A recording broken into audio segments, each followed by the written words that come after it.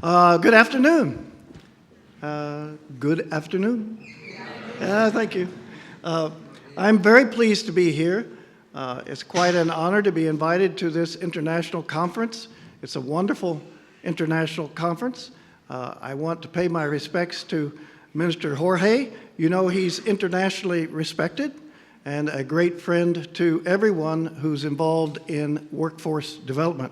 I want to pay also my respect to Jose Luis Fernandez because he put all this together. Give him a round of applause right there. Right there.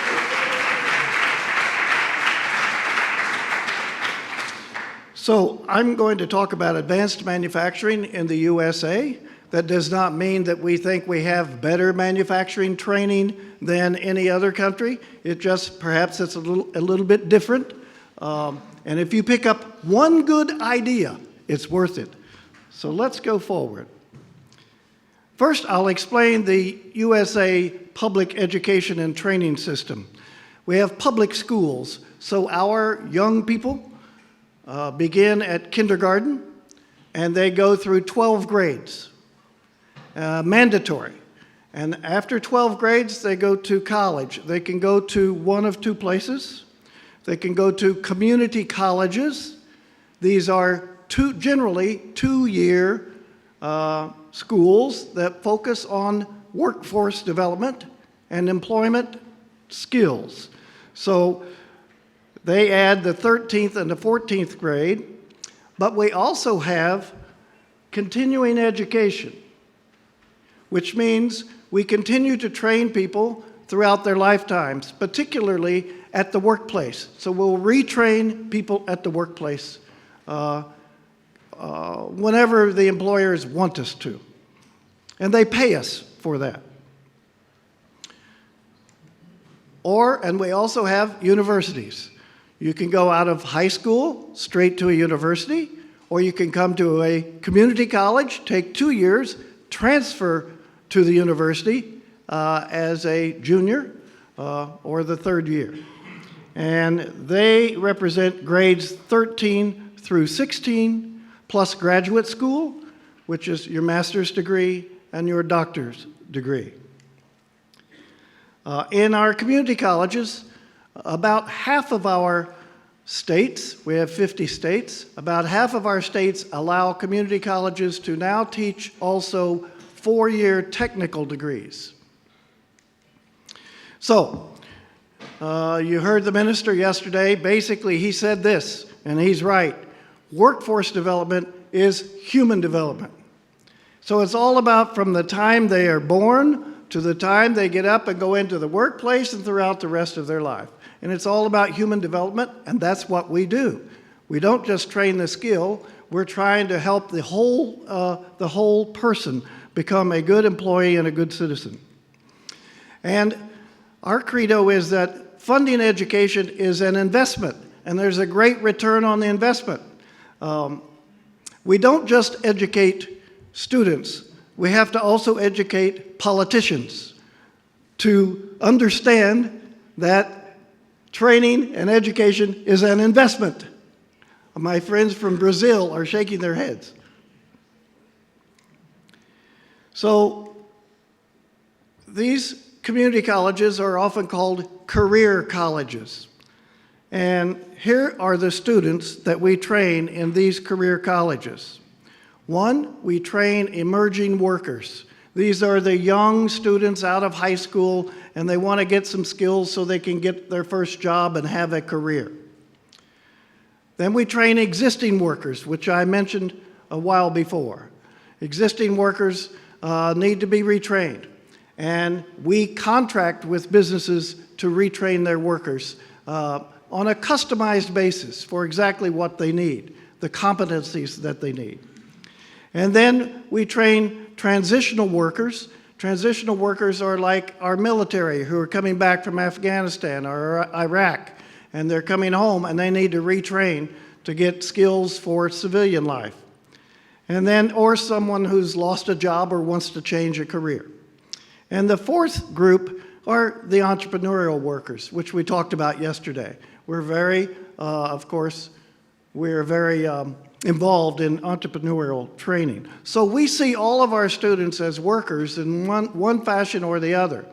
Now, interestingly, we teach the arts and the humanities and the social sciences as well as technology. So we're comprehensive, but we're mostly technology or technical, probably 75% technical. Now, technical training has great value. Maybe you've heard this story about the wealthy attorney. He had a leaky faucet, and he called the plumber. And the plumber came, and he worked for about an hour, and he gave the attorney his bill, and the attorney said, "What? You make more money than I make, and I'm an attorney." He said, "Yes, I had that problem when I was an attorney." You've heard this before. It's good. I don't know if it got interpreted, but it did, okay. We have 4 major challenges in higher education in the USA. Higher education is community colleges and universities. And here's the first one, is public funding. Our public funding has been decreasing. In fact, it's decreasing so much that it's driving tuition up at the universities. The universities get to keep their tuition. Most community colleges do also. So when the public money goes away, they have to keep raising the tuition. The problem is the students cannot afford increased tuition. That's one big problem. Another one is technology is driving new delivery expectations. If you've seen a young person lately, you know they live and breathe by this thing, and they take courses off of this. So they're expecting to be able to learn things whenever they want, wherever they want, in all manner of conditions. Retirements. In America, we have what's called the baby boomers. That's me. People who were born just after World War II. We are now retiring, and that's causing a skills gap. And that skills gap is basically driving a talent shortage. So a shortage of workers. Those are our 4 issues. Basically, government entitlement programs are reducing the education funding because we have so many entitlement programs in healthcare and in social services. Whoops. And in social service. Oh, somebody. All right. But so what's happening is the government's doesn't have enough money. They don't want to raise the taxes, and so they cut education. We're trying to get that turned around, but that's a problem. So reduced education funding requires increased tuition. And now let's look at technology. I call it the cloud because it's the cloud. These young people are all in the cloud, and they want to be able to take what they want whenever they want, but they want it to be affordable, and they want their training and education to be convenient, which is a very operant word. They want to make sure also that whatever they're taking leads to a career.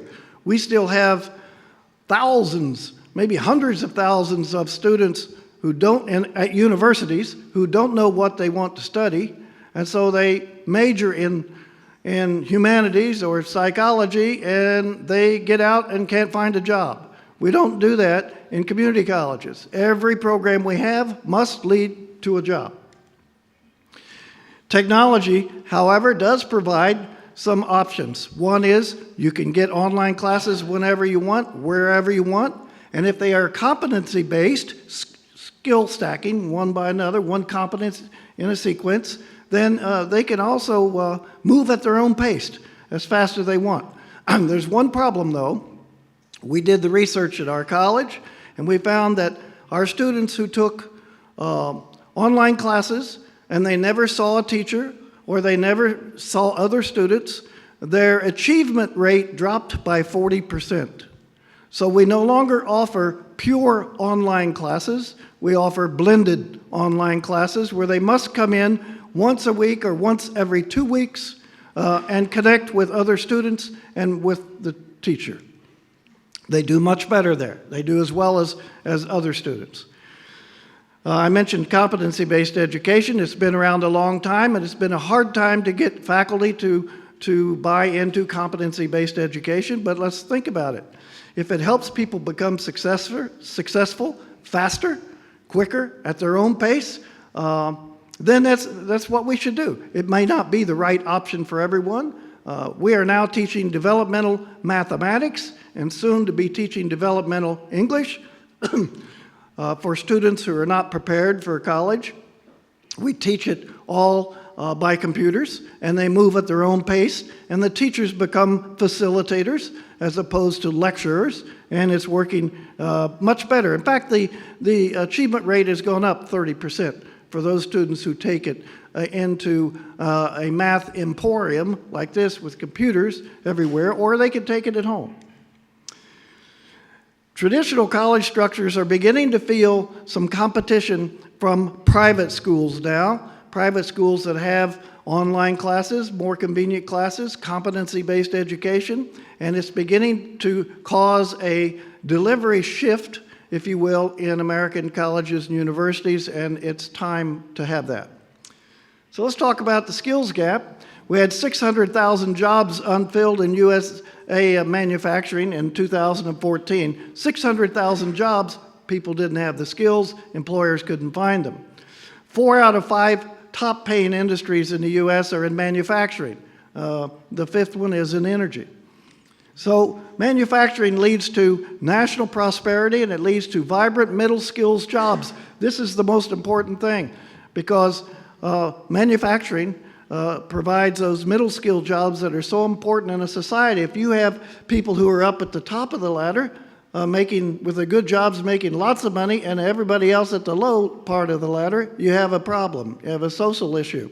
So we have to constantly worry about the people in the middle skills jobs, and manufacturing adds to that.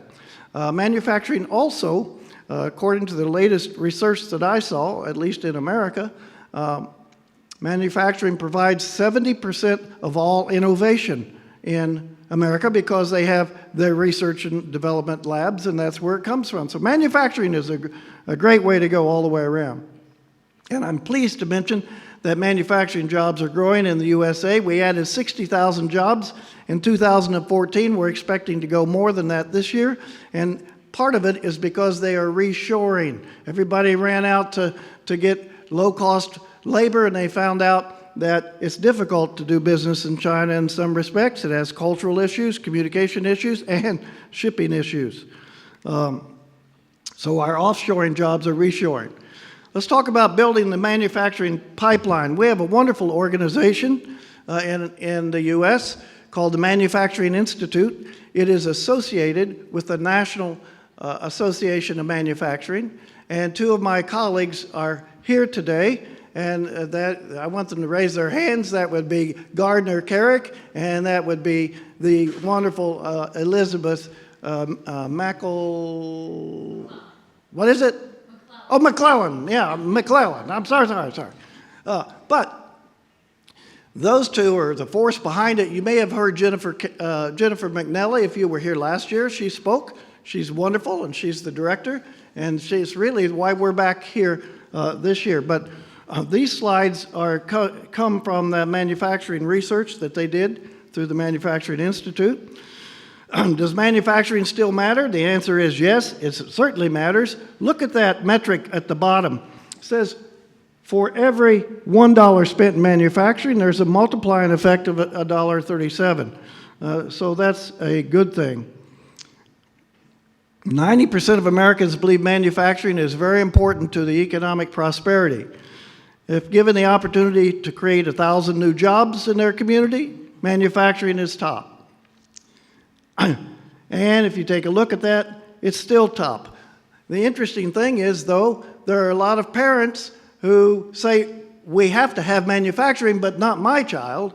And so we have to help do a better job of convincing them that in advanced manufacturing, it's not at all like it was 30 years ago, with a dirty shop floor, and it's a wonderful place to work. 84% of executives surveyed in manufacturing that there's a talent shortage. 6 out of 10 say there are open positions right now. And so that's even when 80% of them are willing to pay more dollars to get them. So it's going to become even more difficult unless we can do a better job of training people in that field. 2.7 baby boomer retirements are in manufacturing, plus 700,000 manufacturing jobs are expected from economic expansion. We've already got 600,000, going to go to another 100. 3.4 million jobs are likely to be needed by 2025.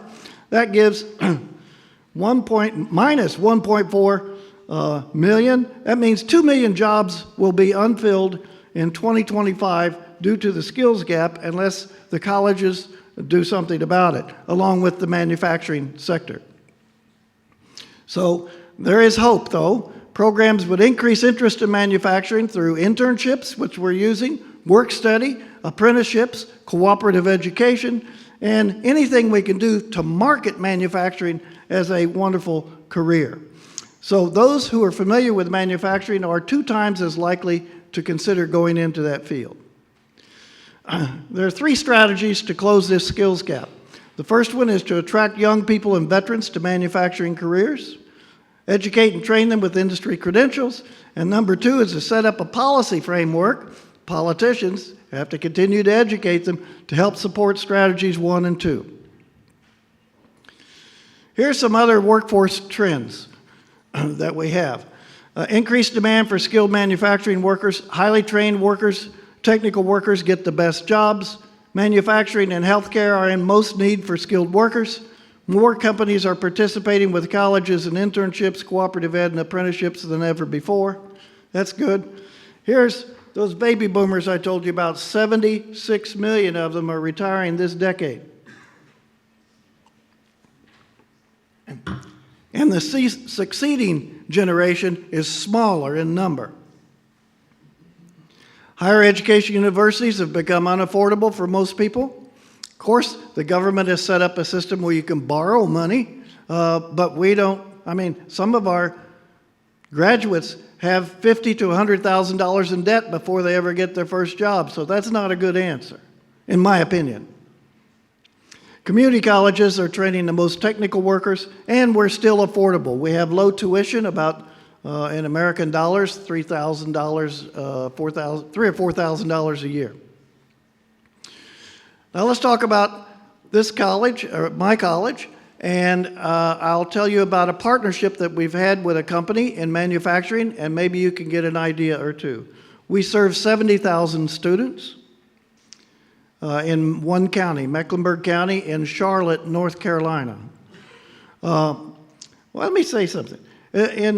Of those 70,000 students, 40% of them are in college credit classes seeking degrees to go to work or to transfer to the university. Another 40% are these people that we retrain. They're already working, and we're retraining them at their plant for the most part. And then the remaining 20% are students who need developmental education or English as a second language or some sort of literacy education. We have 6 campuses, including online courses. We are the economic development leader of our community. Our college has pushed a new global vision for the entire 26-county region, and we've implemented a strategic plan. We are now the fastest growing export region in America. We've been named number 7 for direct foreign investment, where foreign countries bring their companies to the Charlotte area. As a matter of fact, we knew that we had to get more manufacturing companies, and so we intentionally worked hard to become the most German-friendly college in America.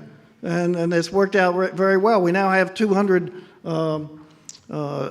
German and Austrian and Swiss-based manufacturing companies in our area. We, of course, have become a leader in advanced mechatronics, and we've had apprenticeships for 20 years. This is Siemens. So the partnership I'm talking about is with Siemens Corporation. They wanted to move a company from Canada to they were going to move to America at one of 3 places, and one was in Charlotte.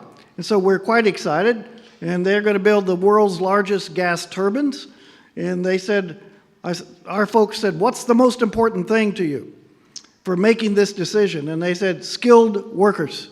And one of my smart deans said, well, where do you get your top skilled workers for your German companies? They said, they come out of our training center, the Siemens Training Center in Berlin. He says, okay, we'll send our teachers to Berlin and they'll become Siemens certified. Would that work?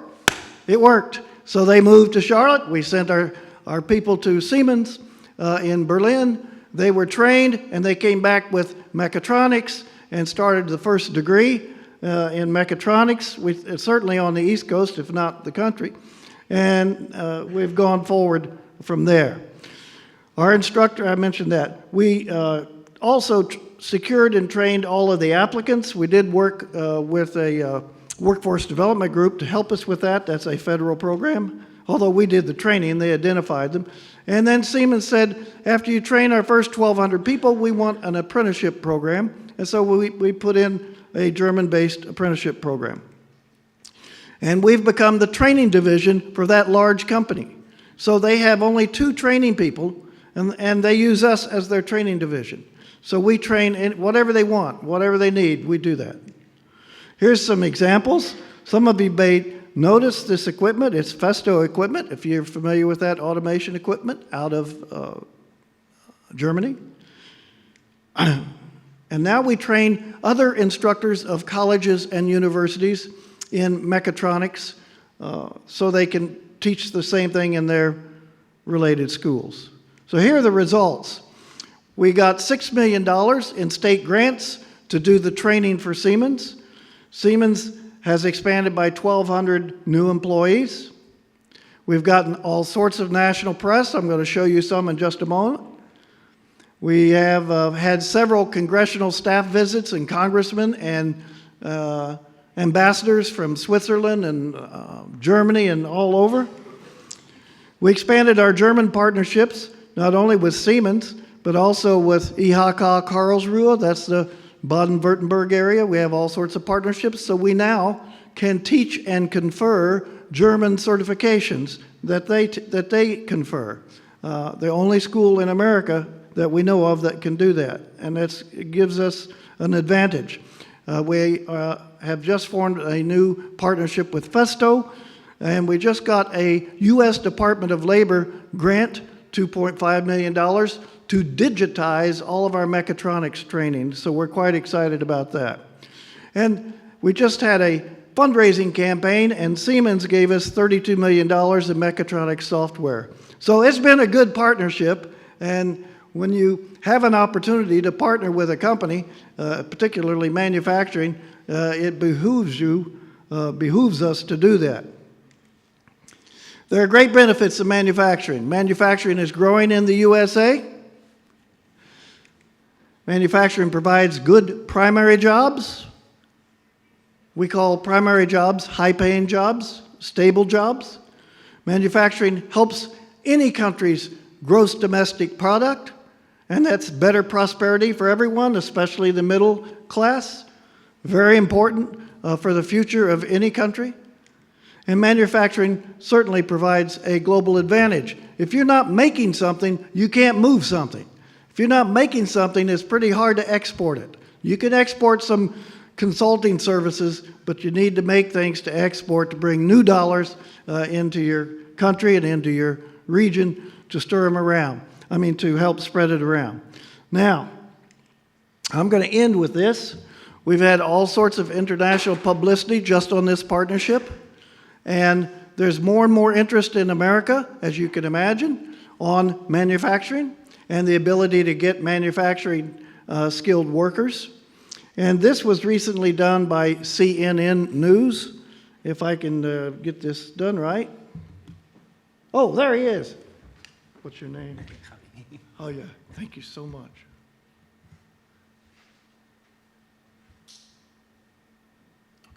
Great. 19-year-old Alex Bowles is paid to attend college. And he's paid to be here, too. My bigger thing in high school, I was really kind of worried about, even if I go to a four-year college, am I going to be able to pay for it? I don't want to be in debt my entire life, and I kind of heard about the program, and I was like, free college. Alex is one of 51 participants in Apprenticeship 2000, a program funded by North Carolina manufacturing companies that provides a technical education and a job to qualified students. Ameritech is one of the corporate partners looking to fill high-skilled manufacturing jobs. I hear so much from executives. They can't find skilled labor. They look at a place like this, they can't get the people to fill those jobs. You found a solution in apprenticeships. We have, and been very successful at it. That's a real investment for you. And a huge investment for a small company. And when we first started, I didn't know if we could even afford to support it. But now, when you look back at it, we can afford not to support it. Support it by paying for their tuition at Central Piedmont Community College and providing them with a weekly paycheck. The typical age of a manufacturing worker in this country is like 56 years old. I mean, if you are complaining about a lack of skilled labor, you have to be investing on the front end. These are very rigorous programs. They require a high level of math, a high level of physics, but in addition to those theoretical topics, a lot of hands-on experience too, working with the machinery, working in the labs, working with their instructors to master the craft of these high-tech fields. They've got a job on the other end. Right, they have a job waiting for them when they finish an associate's degree in mechatronics after 4 years. They study part-time and they work part-time as well. A 24-year-old coming through this program now had a couple of years on the floor. How much money are they making? They're in the $50,000 to $60,000 a year range. They have full paid health insurance. They have a 401k program. They have vacation pay and no student debt. Managing a job and an education leaves little room for the social aspect of a typical 4-year on-campus experience.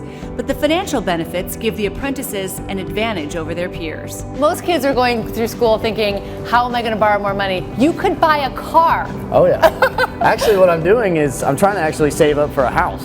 So when I'm 21, I can move out and be on my own, which not a lot of 21-year-olds can say, oh yeah, I got this house. The more you look into it, you're like, oh man, this is so much more than just a ticket through college. This is like their life. This is a career you can build off of.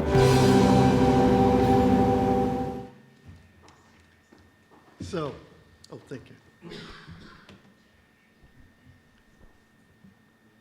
That's good. All right. So, I don't know if you caught the end of it or if we caught it, and the interpreter probably did. She's wonderful. But she asked the young man, she said, you're making enough money to buy a car. To which he replied, no, I'm making enough money to buy a house. And there you go. So that's David what's Bloom was great. 14. He refused to join a gang, so the gang members destroyed his family home. Oh, thank you. So I'm going to stop. My goal was to gain 15 minutes because we're behind, but I will take about 2 minutes of questions if anyone has a question.